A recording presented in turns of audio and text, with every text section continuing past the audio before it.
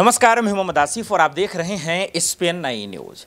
जब से कानून मंत्री किरण रिजिजू, हालांकि इनके नाम में प्रोनाउंसिएशन में दिक्कत हो सकता है, उसके लिए माफी चाहे, लेकिन इनके बयान के बाद से न्यायपालिका पर तरह तरह के सवाल उठ रहे हैं और वहीं विपक्ष का पूरा तबका दरअसल इसको देश में तानाशाही बता रहा। चलिए पूरे मसले को जरा सा आपको बता देते हैं कि दरअसल इन दिनों CGI DY चंद्रचूड़ के एक बयान ने किस तरह से भूचाल मचा दिया है। उधर कानून मंत्री के बयान अलग ही शोर मचा रहे हैं और इस बीच में इसका पूरे मौके का फायदा दरअसल विपक्ष उठा रहा है। तो ऐसे में सवाल ये है कि आखिर दरअसल जो है मामला क्या है। मामला दरअसल जो है कॉलेजियम को लेकर उलट उठता है, उनके सिस्टम को लेकर। तो अब समझना पड़ेगा कि ये है क्या।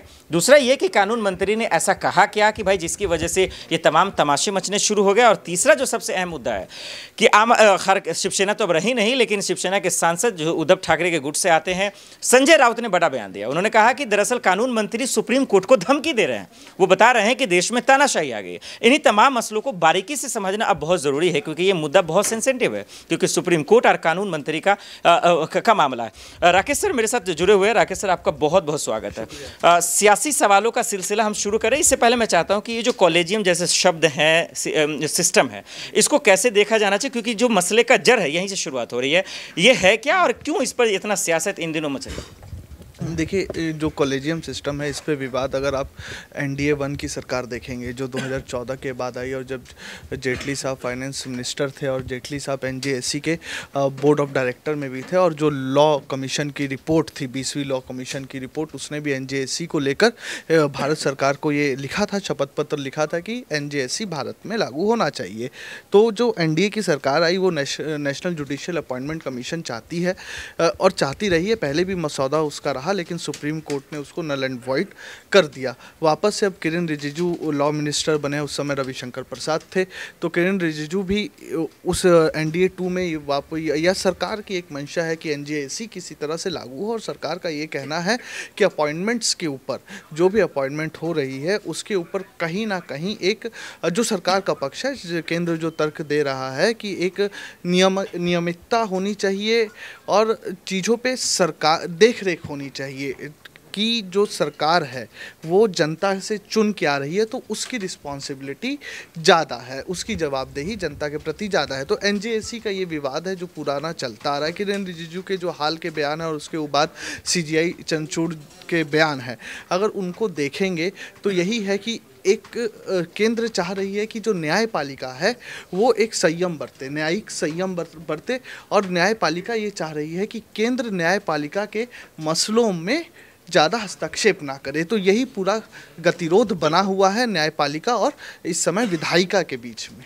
लेकिन किरण जी ने ये भी तो कहा ना कि दरअसल अगर चंद्रचूड़ की बातचीत करें, हालांकि उन्होंने उनका नाम नहीं लिया है, लेकिन कहा कि कई ऐसे जज रहे हैं जो सत्ता विरोधी रहे हैं और उनका सत्ता से कोई लेना देना नहीं होना चाहिए। इसको कैसे देखा जाना चाहिए, क्योंकि और वो ये भी कहना है कि विपक्ष जब भी जाता है हर मसले पर कहता है सुप्रीम कोर्ट को हस्तक्षेप करना चाहिए।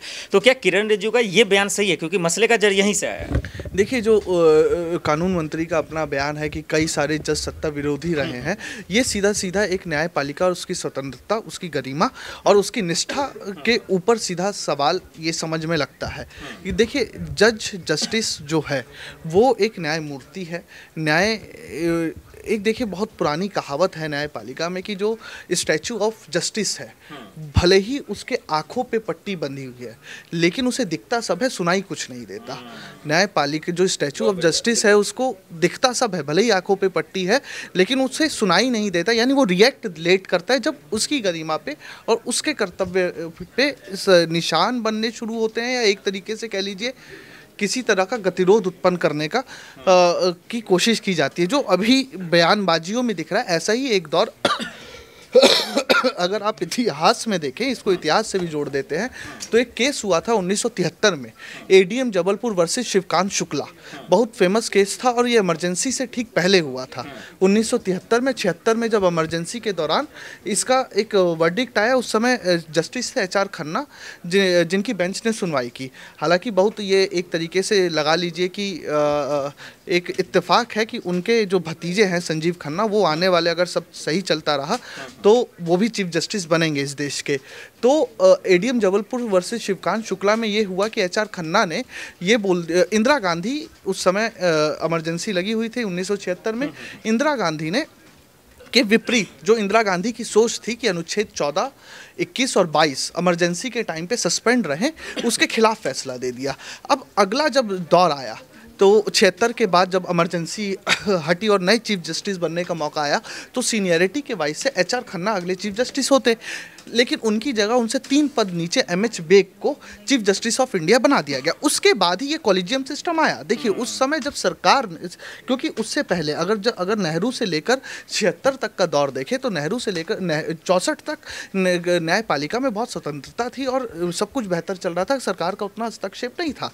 जैसे आज इलेक्शन कमीशन का अपॉइंटमेंट होता था 64 या 76 तक, आप समझिए कि वैसे ही अपॉइंटमेंट सुप्रीम कोर्ट के जजेस का भी होता था। लेकिन 76 के बाद जब ये दिखने लगा और उसके बाद कॉन्स्टिट्यूशनल अमेंडमेंट 41-42 हुआ, उसके बाद ये दिखने लगा कि न्यायपालिका की शुचिता और जो न्यायपालिका की स्वतंत्रता है वो खतरे में है। तो उसके बाद सुप्रीम कोर्ट के जजेस ने सरकार के अधिकारों को कम करते हुए न्यायपालिका, जजेस और जो आपसी स्ट्रक्चर है उसको मजबूत करने के लिए कॉलेजियम नामक दीवार कार्यपालिका और माफ कीजिएगा विधायिका और न्यायपालिका के बीच में खड़ी कर दी। ठीक है। 2014 के बाद से आपने देखा होगा राकेश सर कि एक राम मंदिर का मसला आया, तब सुप्रीम कोर्ट की बहुत चर्चाएं हुई, धारा 370 के वक्त भी चर्चाएं हुई, लेकिन CGI के एक बयान के बाद दरअसल उन्होंने कहा कि हम कानून मंत्री रिजिजू से हम चर्चा नहीं करना चाहते, उनके चक्रव्यूह में या उन पर हम बहस नहीं करना चाहते। उन्होंने ये कहा कि हम उनसे थोड़ी ना मशवरा लेंगे कि हम न्यायाधीश किसको रखना है नहीं रखना है। इसको देखते हुए और साथ ही साथ ये भी देखते हुए कि इन दिनों बार बार कहा जा रहा है कि हर मसले पर सुप्रीम कोर्ट को आना चाहिए, कैसे समझा जाना चाहिए कि चंद्रचूड़ जी कह रहे हैं कि भाई हमें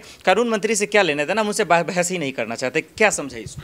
देखिए जो न्यायपालिका है वो भी कॉन्स्टिट्यूशन का पार्ट है, संविधान उसको अपनी शक्ति देता है, विधायिका अपनी शक्तियां हैं, कार्यपालिका की अपनी शक्तियां, तीनों की शक्तियों को विच्छेद किया गया है। लेकिन अब जो हो रहा है, अब देखिए, अब मैं आपको एक और चीज़ बता देता हूँ कि यूनिफॉर्म सिविल कोड का मसला है। यूनिफॉर्म सिविल कोड पे जो केंद्र सरकार ने बोला था कि न्यायपालिका को न्याय सीमा के अंदर रहना चाहिए, न्यायिक सीमा के अंदर। उसके बाद समलैंगिकता वाला जो मसला आया वो भी एक विधि का मसला था, ठीक है, मतलब विधायिका के पास उसकी शक्ति होनी चाहिए थी कानून, लेकिन 20 अप्रैल से उसके ऊपर सुनवाई है।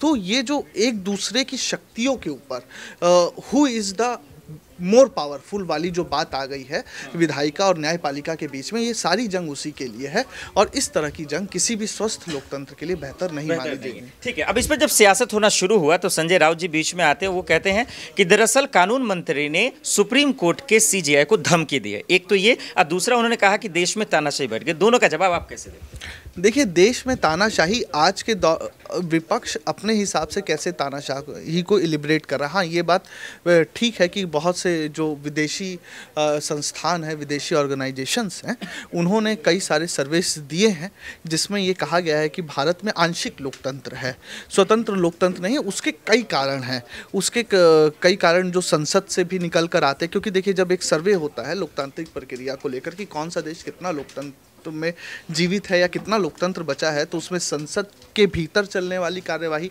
जैसे अभी आप लोग जिक्र कर रहे थे कि अडानी, में एक छोटा सा वाक्य आपको बता देता हूं, अडानी का मसला चल रहा है। विपक्ष पार्लियामेंट में एक नोटिस नंबर है 267, तो नोटिस 267 के तहत विपक्ष चर्चा चाह रहा है। इसमें 267 में क्या है आसिफ जी की स्पीकर को एक अनुमोदन दिया जाता है विपक्ष की तरफ से नोटिस कि हम 267 के तहत चर्चा चाह रहे हैं, आप चर्चा कीजिए। तो अगर वो बहस, वो चर्चा देश हित में है तो स्पीकर के पास ये अधिकार है कि एडजॉर्नमेंट मोशन लाकर उस पर चर्चा करें।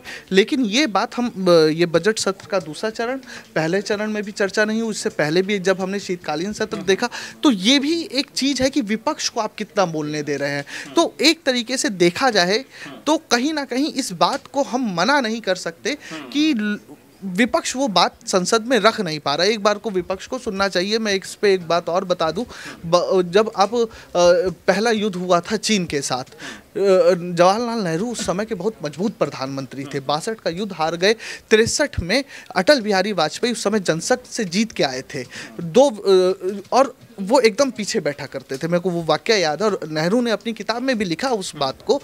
तो अटल जी ने 67 के तहत चर्चा मांगी और 67 स्पीकर का राइट है कि वो चर्चा दे ना दे, वो सार्वजनिक हित का मसला नहीं है, लेकिन नेहरू जी ने 67 पर भी चर्चा के लिए मान गए। तो ये एक लोकतांत्रिक प्रक्रिया का हिस्सा होना चाहिए कि विपक्ष जो बोलना चाह रहा है वो बोले और उसको संसद में ही बोलने का मौका दिया जाए, वो संसद में बोल सकता है। और दूसरा सवाल ये था कि विधायिका और कार्यपालिका, तो ये मतभेद जो 76 के बाद से शुरू हुए हैं ये अभी तक शांत हो नहीं पाए, और ये कहाँ शांत होंगे ये भी कहा नहीं जाए।